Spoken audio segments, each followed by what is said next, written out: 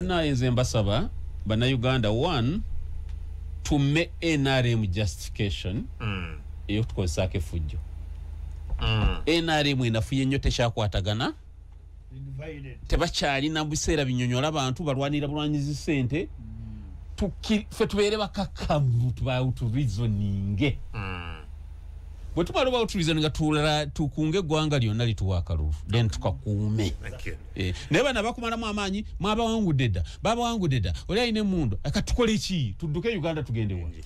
So plan yo byenfuna mwa 7 kati bavuga cha parish development model jo yatugambye nti GDP double from about 33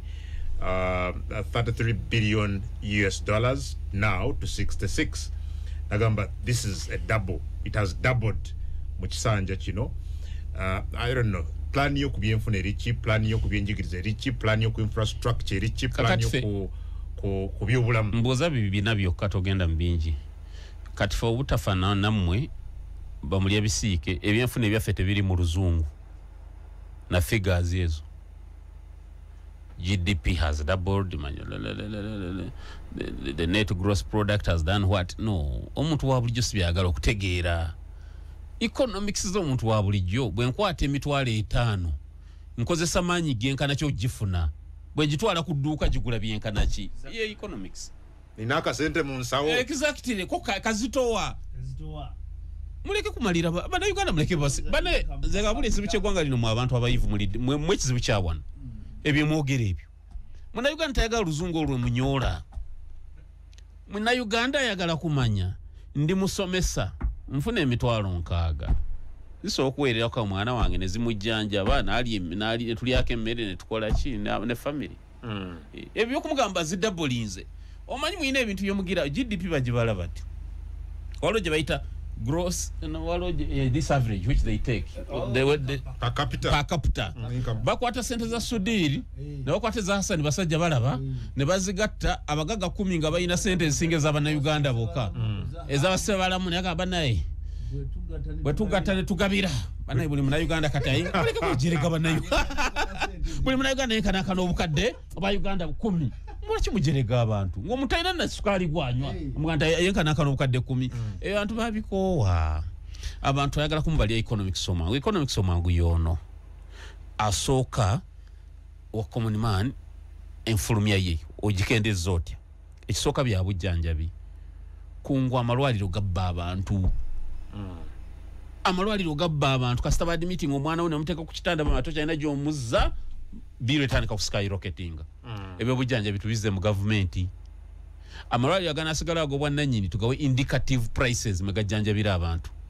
nene wotu nayabiza mu government tuteko kituyita universal health insurance buli munna Uganda tumusalire mwendo ogesalira ntukungu bosasula emitwalo ebiri tukujanjaba omwaka mulamba ojja kulira ngentono bana Uganda bali milioni 47 sibona nti bajja kulwala bajja kulwala ko milioni nga 7 zineze milioni eza milioni 4 zinajjanjaba no 7 ate kungwalo ebirwadde betujo bajjanjaba ne biwona ne mberera ddala balamu kati kungumine ebirwadde mwazalibwa nabyo ubane kabotongo ozane mama ya mwina ne jaja ya mwina nani ya mwina but because they were treated na bera exactly wale birwadde bejo kujanjaba na Uganda government ejja kuteka mu sente mwako gusooka kubanga abantu basoloza mu sente ezo government izo sente zoteka mu budget zitopinga up butopinzi nti bogena mu abantu n'obabulirira nti soka mu dwaye soka ekiruddu nojigamba omugulwadde bwakulema musindike kwa HK yes nti mu Uganda enajjanja bwe we must ensure health for those who don't have wealth common man kyetaga 2 okusoma kwa namaddala atenga kwa rais obanga kwa bwerere president Museveni akimanyi bulungi family javamu yali hambo ngeringa yange singa tewaliwo merit chichi nti omuntu busobozi bwe busalawo president Museveni yanigeza ku university oyanisomede Dar es Salaam bali bamwadde na law najigana national political science amidist okuba mu family yaba wejeri olwokuba yaina merit yafuna scholarship nafuna ne course ennungi ate mu university ennungi tulina okuzaawo enkola eyo nti obusobozi bw'omwana bwe busalawo si muzadde kutunda kibanja aweerera omwana kyovula abazadde bapeeka abaana emirimu omwana ne bwafuna omulimu mugadde tobbayo omulimu gw'omu tolinako obbayo mwana wange noleeteko eno nga twayavuwala because okusoma kw'omwana kwayavuwaza ddala eggwanga ngenze ku by'obulimi twetaaga obulimi nalaye president nga annyonnyola ensonga nnya mu kunominatinga yannyonnyodde commercial agriculture nannyonnyola manufacturing nannyonnyola ICT ekirala yogedde services yabadde mutuufu naye mu bukyamu yayogedde ku those for sectors the sectors ezo nkulu naye olw'okuba z'abalema zamulemye n'okunnyonnyola mu butuufu wazo andibadde zitya tetukyakola bukozi kye bayita commercial agriculture kumusomesa bantu it must be strategic market driven agriculture isn't that what he said because no kola commercial agriculture n'ekibalo batokimazeeyo bulungi ekibalo ate nakuza 1 acre nawatandika okugamba nti musajja ali efopoto akikolako obukadde bumeka bimeka abantu gavumenti esooka eriidinge enoonye obutale ekintu wano ekirimibwa kiriwo ekirina akatale ak'amangu ekyo bwena ekitegeera nti oba mmwanyi toyonoona budde zoninga eggwanga olaye buli wabala emmwanyi zirimwewo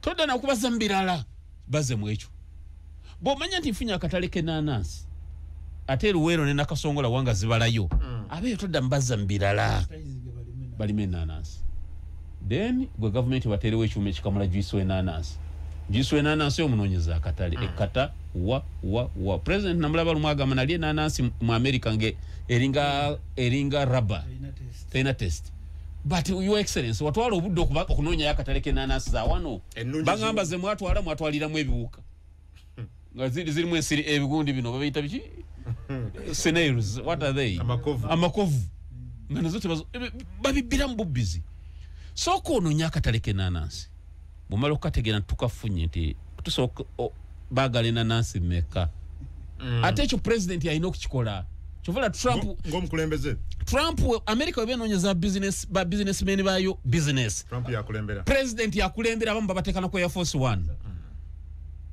president alina okuteeka abasuubuzi bawano ku nnyonyi si kugenda yekka suubuzi nga 7 n'obatwala nagamba naye wano waliwo akatale ka kino mugende mwatandise World Bank abaagala okulima mugende bawe agricultural loans ziriko interest mutono abantu tebalina kulima buli kye basanze balime kiriko katale ate gavumenti gokanoonyeza kyekisooka ekyokubiri n'amakolero kola gasa goweetaaga kungu waliwo amakolero gotajja kwetaaga mwerimbirira nti mukola basi z'okola buli spare part ine gwanga buli part ina weeva endabirwamu ye Taiwan omupiira gwe Japan kati oyunga buyunzi olikayungirizi olimba obudde tulina kateko tukola basi eriwa gyokola kayole yawa don't waste time kwata wali ogenzeko emasese ejjinja kituufu ebyenyanja ebibisi fresh water fish ina akatale naye kugiyiwanjawaza si kukwata migo kuba bavubi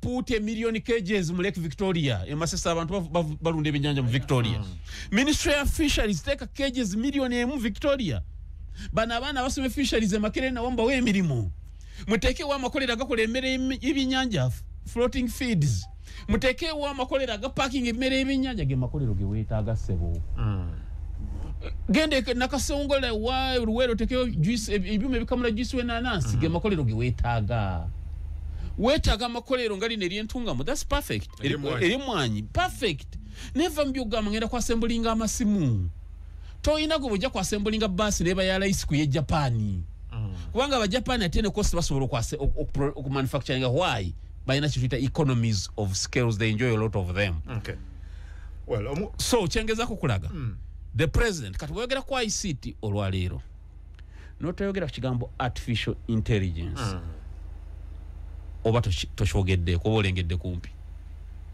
bw'oyogera ku ICT ekirina okuddako tukoze tutya okufuna ba instructors mu field gye tuyita artificial intelligence osooka kuginitiatinga nga course mu universities ekyo singa government yakikoze kubanga ensi yonna eri mu migrating into artificial intelligence mwe mukyali ku bino classic computers buno obwedda obw'omugy'ekyenda so eggwanga olina okuplanning okuliteekamu ebintu ebinaakola mu myaka 10 emyaka 2 emyaka ameka okay lwaki olowooza mu Museveni tasaanidde kukulembera eggwanga eno myaka 5 emirala anti kakati President Museveni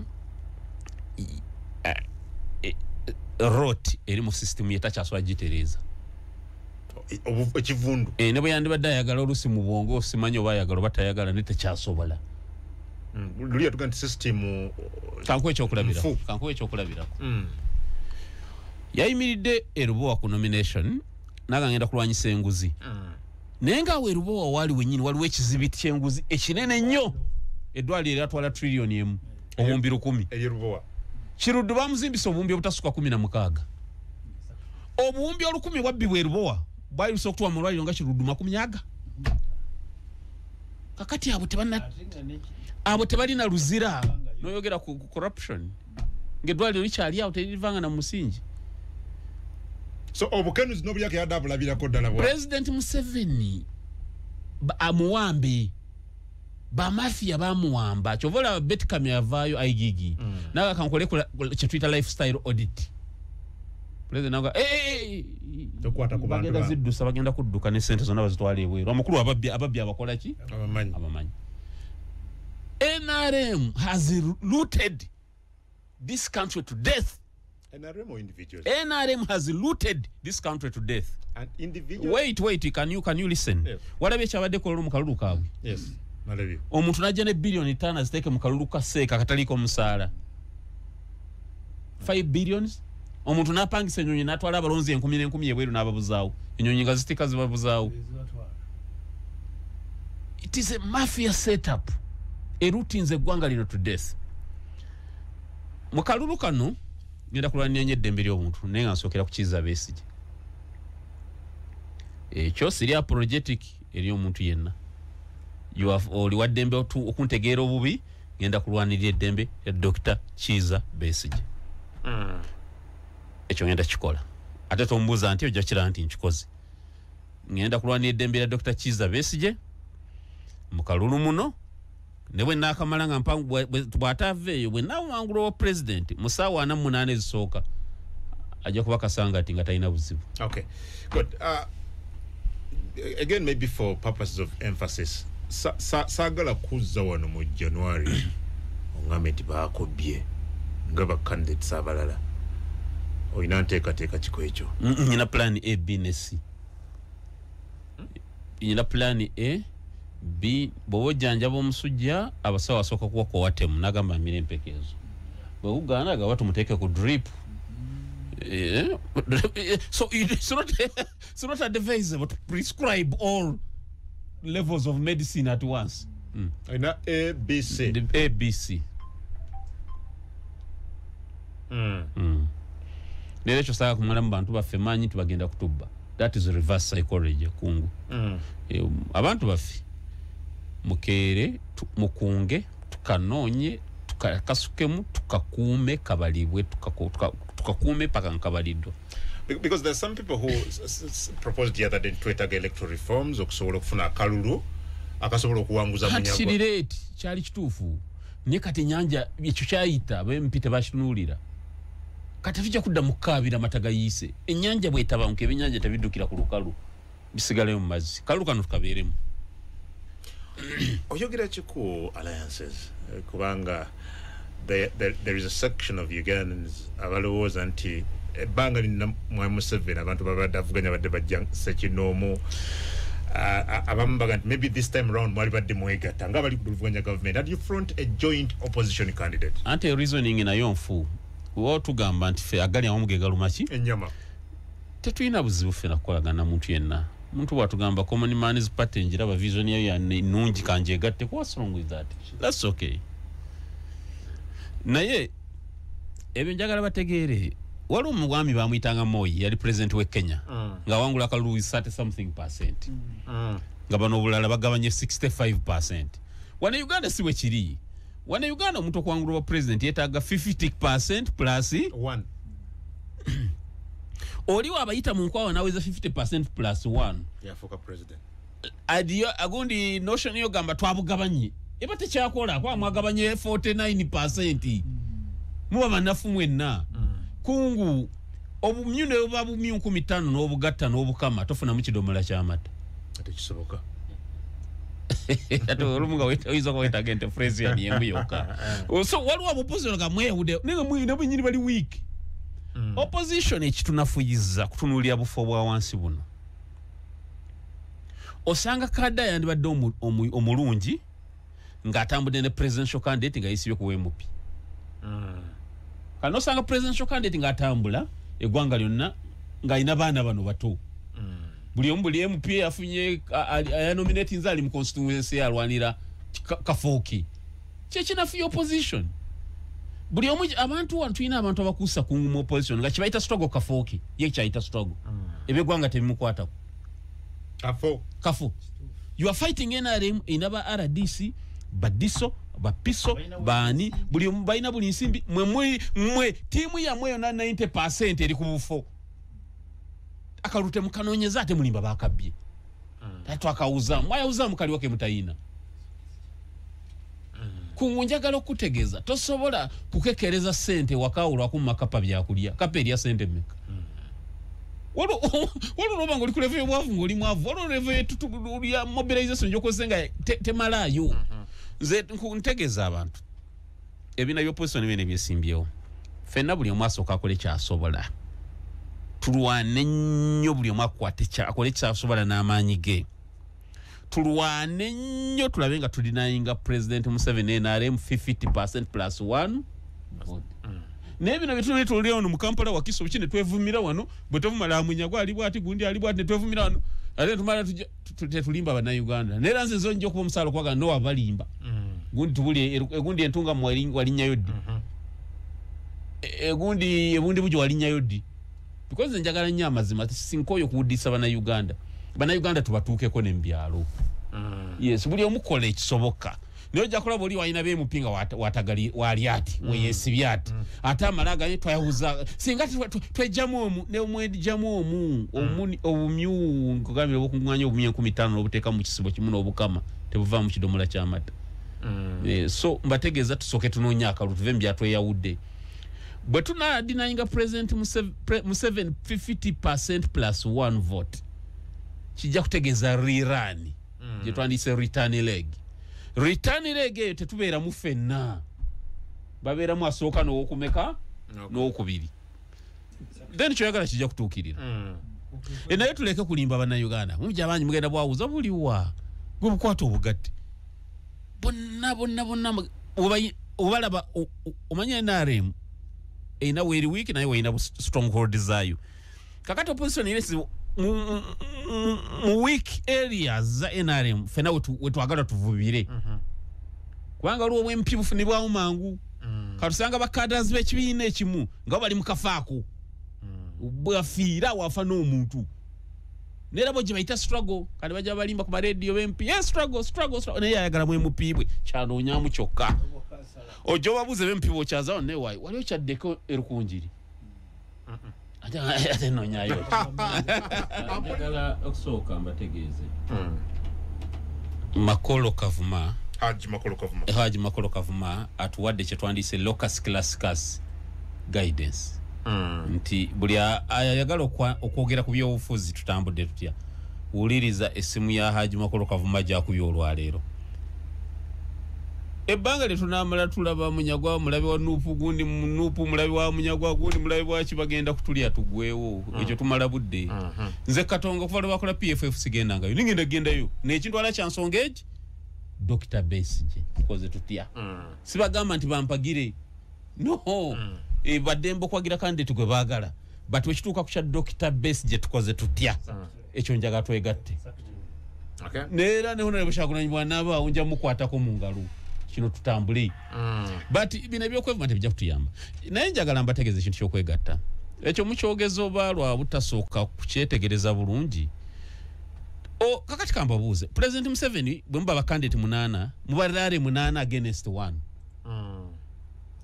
bakandidate mwepange mutegeke message President Museveni bwava embalala Kyagulanyi addewo honorable Kyagulanyi bwavaawo Munyagwa addewo anafuna ddi obudde President Museveni obuddawo okay gwe neera abantu bagambe enjiri emu bannaye oba tokampadde kawe gwoyagala ne tokawe NRM kate NRM oba yongera maanyi oyo begenda fuwa Mana tujewo obutitizi nga tutiyane ekitaliiwo okay naye problemu yabasize okuleetamu enjawukana be bantu abanoonya obufu obutono abanoonya obwempi wala Munyagwa ayinza okunsimbako omuntu abo tumulwanyise yalwanira bwe MP tali kusitwago yagwanga ddene tetuyinza kuba rali munana nga opposition nga President Museveni akubyemu nongamba yeyongera maanyi ekyo muleke kutulimba namwe Onaga PFF is not coming so my vote is for Munyagwa. Oh thank you my brother no amazima go gali nti abwagize PFF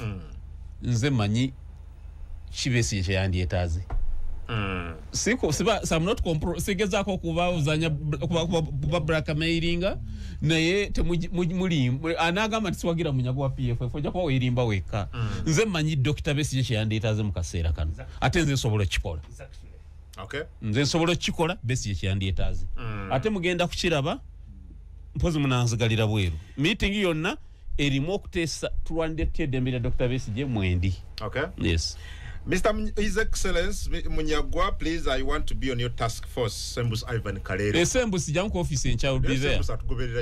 Sembus mumanyi, Sembus mwana wa mulwanyi. Omumanyi? Ye yasoka nesiba mu NRM ne musula itata we yalwana NRM ne musula na limeya nga mukwano gwange nembere mpinga mukwano gwange. Mwana musamuvuka mugezi nnyo ne NRM eno jolaba. Tejjukira. Nena mugamba nalwayo. Kimuletedde obuzibu ne katoba simulaba nko physical sembusi yalwayo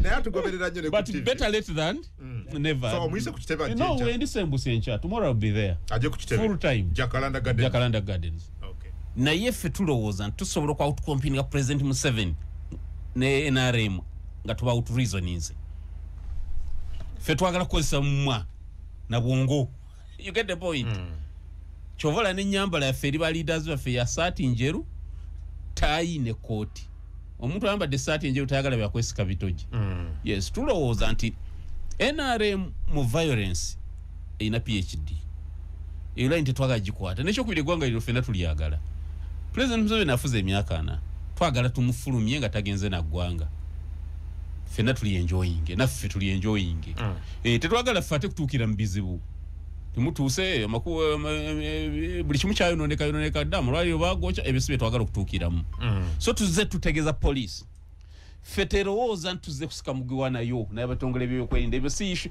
fete tulina mu ligi yammwe tetwagala na kumanya mwe mukole byammwe fe ligi gye tulimu omugwa gwe tulimu tugusika na NRM the party eri mbuyinza so twagala obategeeza nti police mu treating in fairness kati kumande tugenda kusoko chipimira yes wanga wisiyo nature life tetukubira ari mande twagala tusoke tuchipime tugenda kola campaign kungweja kwewunyisa buli omu ekyo kubite tulina muntu opposition nga tuze kuvuganya naye ekyo temwerimba badafi wante mwina kye mulina mwenna mulinga ffe tufaanagana mwabali ku opposition ffe bali ku opposition tulinga basibe mwesinga mwesinzira nka mulimu Katikiro mulimu RPcho mama sirikala wine RPcho batusibako nono nga Katikiro tasula kumpi na washroom yaba nakafaliso Katikiro abana amanyi mukomera ku gutwaline mutaso na bimanyi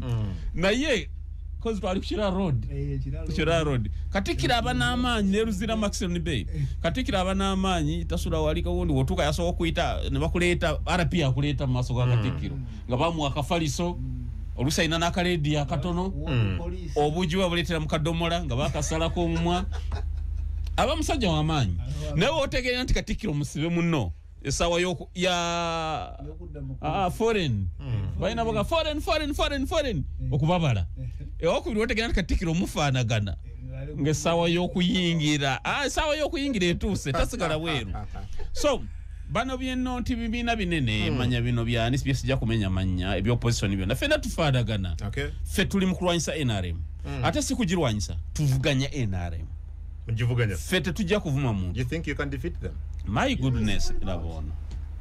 Honorable Munyagwa, you see why I'm asking that question.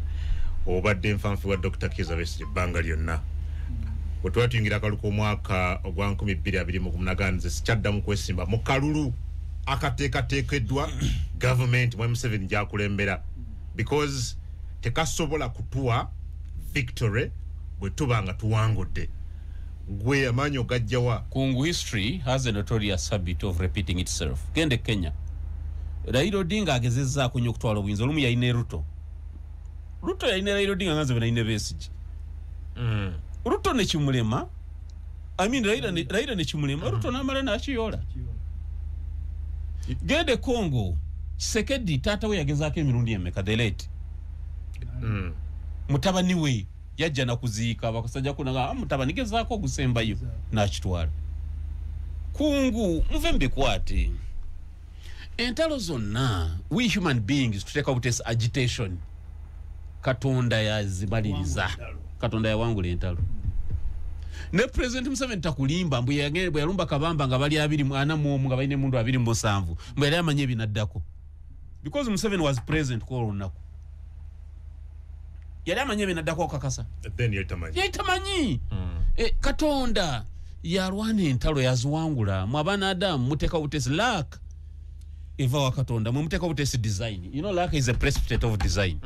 So ebyo tutwagala toli muwanvu kimala kumala kinabawoncha. So kakasa akakiiko akakulembera Simon Byabakama kasobola okulangirira gwe Honorable Munyagwa nti owangudde nti ne Mwami Museveni amulonda omukubya ekigo singa bannayuganda baba Kungu egulwade tomanyi nti okunominatinga. Yes, I didn't know. Nera nakulabye ngo skeptical nga ne face ye kiraga nenga twaga kumala mu manyi. Yes, I didn't know. Wade twagala kumaze kumala mu manyi. Nkusaba bino birinde kojja biraba. Leka nkubulye an act of God can always come in. Let me tell you. Kateri mwanvu kimu mu byofuzo olunaku lumu lubanga myaka 10. The entire world yetunulidde wane kigenda mu maaso. Feka tusoke tunoonya akalulu. Ate tugenda kanoonya ku mugenda kiza ntabasajja banoonyeza akalulu. Wesize eki. Byenesize bingi musijja bikugamba n'ekyo ekisinga the common man. Well, you're still a new party. You're still a new political party. I'm wondering, mulina abantu bagenda okubakuumira akalulu ku polling stations across the country. Mulina, given that you're still a new political party. Tunoonyezeza emikono mu district zonna. Choka tetuyina jibadde gye noonya joka. Tubadde tukasuka mpapula mu bbanga ne zigenda mu mbuyaga ne zikomawo. Kungu naawe ebyo saagala olulimi olwokozesa. You see, oboto otutyobodde. Let me ask. When Ruto and Uhuru bwe basonga kuwangula kalulu bakatwalira mu kibiina ki? Kenya wano. Ekyo ekibiina kya Ruto kya Uhuru ekyatatawe kyali KANU. Uhuru bwe bajja ne Ruto nga bakoze alliance okwesimba tebagira na mu KANU.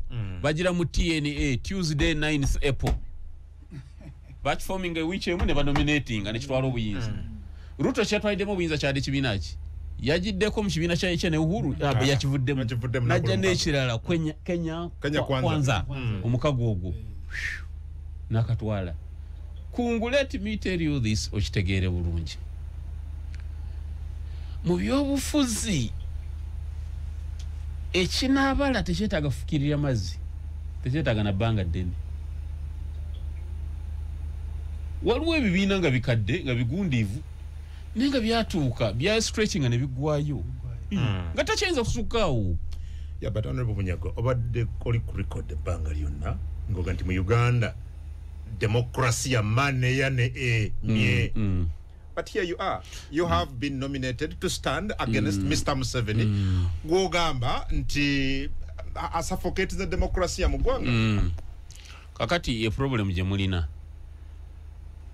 Kungu tanjagala. Njagala okulaga abantu nti program ya Kungu eyo teri mu fairness. Nkola nti anjizira oba njiyingiramu.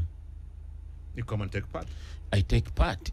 Nera nange mu bugezo obw'ekitalo I lobby international nawo nti bana musajja gwe nesimbyeko no tanjagala. Musajja takiriza mu demokrasia. Kungu muleke kutunyomba. So omulimba oli mu kumuwerekera mpaka ku mulyango. President Museveni akechana nate yaketabamu. Yaketabamu. Singa mu let me ask. Singa mu kinana bakubuza nti ku Museveni ne Semogeri andi gosubira agenda okukwata obuyinza amangu andigambye ani? Museveni yalizenga mu kya 8 Waita emyaka 5 yali president. General Museveni. General Museveni yali president ga Semogeri mukozi we. kungo byambireke nera gwencha ku surprising nnyo juzi wadde jo agubadde okuba ekifuba nera wana minute ngana kati ne wano oli mukuba kifuba ntawanya nja kuddano ngani nkuyita kulayira kadi hiyo jangwe kololo tula mutenti na omukulu. You see, that's your problem. Butakiriza baja kuleta ikolo bagaba agoli mukwano gwa mukulu tula wali buli jogo wali tula ngolinga alaba film ati katero wekanze wa mayinja asatu yakuma ate bono sanga brigadier general nga yedis this man this man has a problem. He's a coward. He's a coward. Kungu olinze kulayira honorable Munyago kungu mbabuli amuleke kutunyoma ekibina kino kyagwawo bugwi temwali temukiwulira ne tujabuze ntulayira olusaniya amogere ebigambo tekiriyo sako village sako bikifene nseka nga kungu tujja kulaba oje ekiri wate kikola ki tekiriyo isi yenyini amalizega abana eje ekiri ne tekinaterera nemezega neche kiteredde kyekyo because byonna tubisobola tegede politics my politics olwatu tumukolera nowe kyangu tumukolera bono ojja kumukolo gwaffe ku Monday goli invest ojja kakasa bana abasajja bayina obuwagizi oba tebalina. Is this an organic crowd or it's an artificial one? Ekijja kuyamba okumanya. Yes, but temutunyoma kungu nze kungu nabeera meya we campaign nyine emyaka 29 na wangulya kabina katono bakayitanga SDP ko FDC aliwo nenji wangula yateka mu candidate DP yateka mu candidate nenji wangula NRM nenji wangula ne suubye yaba lukwago ne banamboze nenji wangula mukalwako ne banamboze bajja wagire candidate waabwe nganze gwendi na yasinga yosegirinya ya second in command adako sweet cake nga bano bamutasa ebatimbe ebipande nganze bamutasa bali ba myaka 2 so kyengezako kulaga ne tubbe ebine ebinene byonna chikulaga tuina experience emala okutegeka entalo z'ebyobufuzi. Let me get this clearly. Honorable Munyago. Yes sir. Are you winning this election? Mbuza bingendo kolera abantu nawe nga mazo okuwangula ate tuteeka tobawo kyosibawo tobawo kyogambo bowangula nga bankole kino please ojafuna ebizibu. You've still not responded. Are you mbuza bingendo kola nga mazo okulayira please I've answered your question. Mbuza am I winning nekuza mbuza byongendo kola nga mazo okulayira toyono nenda batuuliriza budde meaning kino ekibuzo maze kiwedde. So you're going to defeat Mr. Museveni? Yes, in one way or another. With what percentage? No, for us we are not so we are realistic, but we think that wagizo some 75% net so for 50 plus 1%. Amanyi go galiwa ogenda galaba ku Monday ate gwe kizibu osuubiza n'otajja. Now be there. Jango beerewo nga gwe wenyini go kulembedde mu radio 4. Amanyi gali because crowds go mwenyini wangamba wano crowds do not necessarily mean support. Ompita kulaba crowd. Where is your strength? Kati amanya gasinga gasoka gali mu group yetu ina wonojja ku Monday ojja kulaba abantu betulina tuire gwanga lyona on board nera ku Monday ojja kulaba nga egwanga lyona liri represented. That's number 1. We are the only opposition party ekwata border to border ojja kiraba because yatandika saa mukaga tumale 11 byonojja kuba birabye nti sajja bava border to border one. Yes. Well, ampeza tugenda mukumula but tukomao njagala kutegera vision mission ya Common Man's Party ne candidate wawe Honorable Mubarak Munyagwa. I know you get mugati gwa pata chiche bateka chiche balina mu kikapu ery'eggwanga. I know you get that after this. Honorable. Yes, oyagala kuba president wa Uganda. Yes sebo. Watch. Kakati ekisooka nsaanidde ekyo nsaanidde ekyokubiri ekibiina kyange nakyo kyagala nkikulembere mu kwata obwa president ekyokusatu kununula muntu wa bulijjo the common man. From what? From ebigenda mu maaso kungu Uganda erimu ebibiina bibiri erimu ebyaba ekyaba muli abisiike abatafaayo. You see tulina abantu abafunye abafunye ensimbi mu nsi eno nga yene bw'omugamba nti school fees wa mwana wa $4,000 tebimukwatako tafaayo. Waliwo abantu aba crossings ebyenfuna byabwe ne bigraduating ne biva ku level yaffe ya Uganda nga teri kizibu wano kimukwatako jaku example walo promos zine z'abaana b'amasomero bino bipate by'abaana b'amasomero prom ojukira alwo prom emu omwana bwe yagenda ne helicopter enyonyi kaka tuyina abana Uganda abali mu category tetugaba nti tubeetaaga naye abo tebikyabakwatako ffe tulikoyo mu Uganda gwe kikwatako gwe bagamba nti dozi yedaga ly'omusujja gw'ensiri mitwalo 5 nagate munsalirako ebiba bimukwatako ebyobujjanjabi fees waba omwana wa milioni 2 naga mana director nsasule mbitundu mitwalo 3 nsasule mbitundu ebiba bimukwatako omwana ange banaye wamaiza nakola wa ebyobubye obulali emirimu liba bimukwatako ffe abo bana Uganda bitunulidde banaye kasolinga agudde baitu namutunda wa abo bana Uganda bitunulidde mwanyi nge agudde bay that is the common man ffe gwe tuliko ekisooka twagala tusooke ebyobufuzi byennyini tulete ebyobufuzi ebiri mu sanite n'amazima si bantu kukyamukiriza abantu naye ng'oli anoonya bibye ffe ekisoboka tujaga nti kisoboka ekitasoboka tujaga nti ekisoboka ffe President Museveni tugenda kumustretchinga naye ajja kukkiriza agamba obusajja bugezezza bunstretchize si kugezaako naye bunstretchize naye nga tukozesa lulimi na bwongo tetugenda kwestinga time kulwana naye kugenda kusweet ko kuba bikonde ko kya tetugenda kwestinga time kwa tumanyi eyina y'amaanyi mangi naye NRM obonero obunabulaga nti ebyo okukozesa olulimi obwongo n'okukwatagana tebikyasoboka kati omulabe wo omanyi obunafu we buli chovola bafene botunulira twaze tusibye matayi this time round matayi mamyufu saati njeru tusuti ya black for gwaffe kunnyonnyola mu Uganda buli kanyomero kona jonna gye bali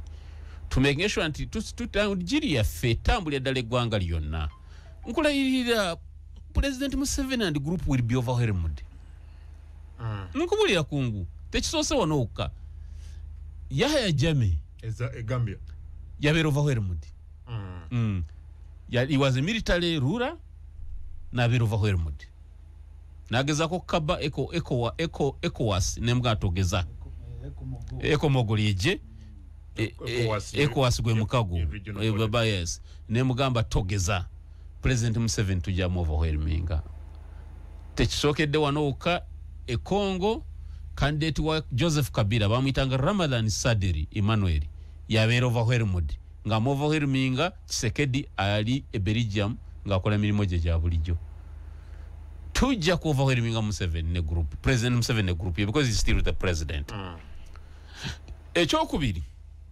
tukimanyi bulungi tusobola okumuwangula nalemera obuyinza ekyo tukimanyi sijja kwogerera ku kizigo we shall cross the river otunatuukawo nze NRM manyi bwekola ebintu byayo natia nengamba wayi electoral commission eno NRM enzo giyingiramu ne tugamba nti bano mbakubire ku mikono nengamba bana mu field temuvaayo neera ku Friday nalagira ba regional coordinators bonna balinye basi n'emikono endala emirala bajjenazo ngendo keera ku Sunday nga nyina 9 mu 6 districts instead of 76 ne tuziwaayo kusem bali nya basi originals owayo sebo tewali bya simu ne tuziwaayo 9 mu 6 ne bawandako 5 wasigala 9 mu emu eggulo ne baddamu ne banga ka to verify nze najo owonyeza mu 2 mu 4 kato banji wa district 5 mu 6 awonyeza mu 2 mu 2 banji wa 5 owonyeza mu 2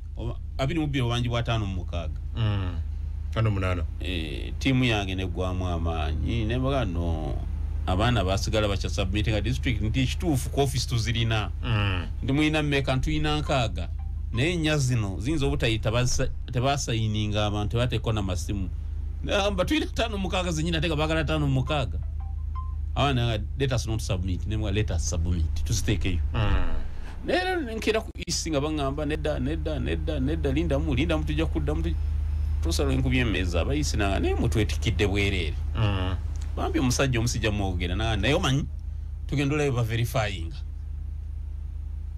bali mu ku verifying ne tugenda olaba bakola ki aba verifying namba kuba guno gulira mufugu nga mutufu olaba process yabadde nkalubu ate ekyo yisije yakola verifying eyinza okuba mpya naye tebabakola ensobi obutakiza ba candidates kubeera n'aba agents baabwe bakola verification candidate n'alaba candidate agent wa candidate n'alaba naye bwe nkirabye enzita jibade bate emikono ngamba wa nja kuwa pressure kambye sonyiwe nodde bali nama naye ate kati eringa eyise ate kati eno gamba tujitta ziringa ziyise fadde nakamale sawa bili omusajja nangamba emikono gyo giyise gyonna komawo naye ate ekizibu asayiniga certificate taliyo oluwinda bya general secretary bijirwa nga akutte basa kila chairman wakichuka ebikulonda ino signing certificate atali nominating abantu eri kabadde kavuyo kanene nerarare yafe gitubale tegese okubeera mu Katanga ne fiirawo buli kimu ne kigotana netwebaza Katonda nti we being a new party fe tuli grateful ntusobodde okulaga ensi ntusobola okunoonya emikono eggwanga lyonna ne tusimba presidential candidate eyo nayo milestone nene milestone yeddako eyokulaga abantu nti kituufu common man's party esobola okunga obwagizi obungi mu Uganda ekyo bagenda kukiraba rare yaffe badde yaleero tujongeddeyo ku Monday tugenda kuwandikira police encha tukisabe abalala bonna bakubye rallies fenaffe batuleke ku Monday tukube rally ya manifesto launching y'abantu batono bantu mutwalo gumugoka twagala mu Katanga ewandege mu Katanga kujja ku police wene ekigaana ekifu kasawo ko mu Katanga bwene ekigaana tujja ku ne bayina okutukkiriza naffe tukubeyo rally kubanga abalala bakubye tukibani ffe yo gamba nti mwatemwe kubanga sife nominating za kawungezi no twandeta no kunominating yesterday nete kisobose so twina rally ku Monday ya manifesto launching n'abantu okwogera keri abwagizi baffe okubanyumiza olutabaalo ne twebaza abwagizi baffe bonna eggwanga lyonna abatuyiridde ennyanja y'emikono abantu b'omu Kampala abantu mu Mwakiso Kimbejja w'embeera abantu b'e Makindye abantu b'Ekitagwenda abantu bayiye emikono kungu well atuwuliriza njagala kuzanyira eddoboozi lino erya Honorable Munyagwanga ayogera ku kakiiko ebyokulonda immediately nga yakamala okusunsulwa bwati bwawe that I used 2 minutes in Uganda so that we can make the common man understand what we have tried to deliberate to the country today.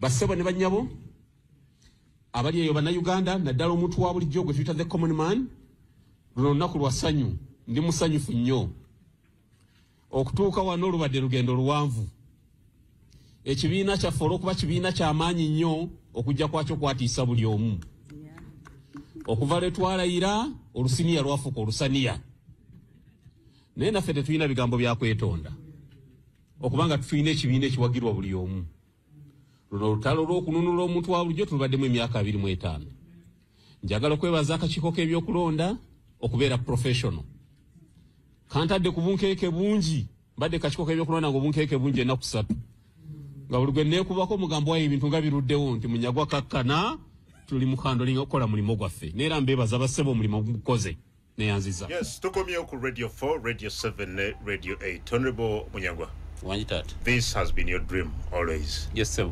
Nominations are done. What next? Kakati nze nsabirira tufune fairness. Tugezezaako okutegeeza police na buli omu. Fete tukanya na President Museveni. Ne government yena. Okay, ono Munyagwa ayagala kayimba kikunguka muzanyiraawo. So okufuna kayimba kala kedubi baita Mickey Mouse Freedom. Yes. Ne omanyi kyakategeeza?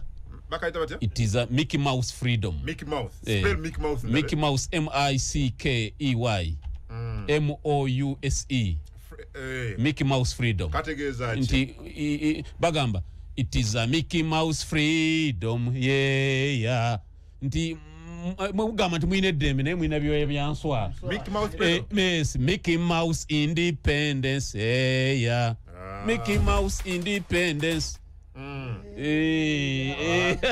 Mwina byoya byanswa mugamba mwine eddembe agamba walking like millionaires hoping their country is free. Mark, you don't know your country is being remote control. Abatuuliza bwe tukoze kayimba ka President Munyagwa bwe tukakoze katudemu limba lwangu lwa campaign Mickey Mouse Freedom limba lwangu lwa campaign. Bolo no lulira ngoma ya Munyagwa atuuse.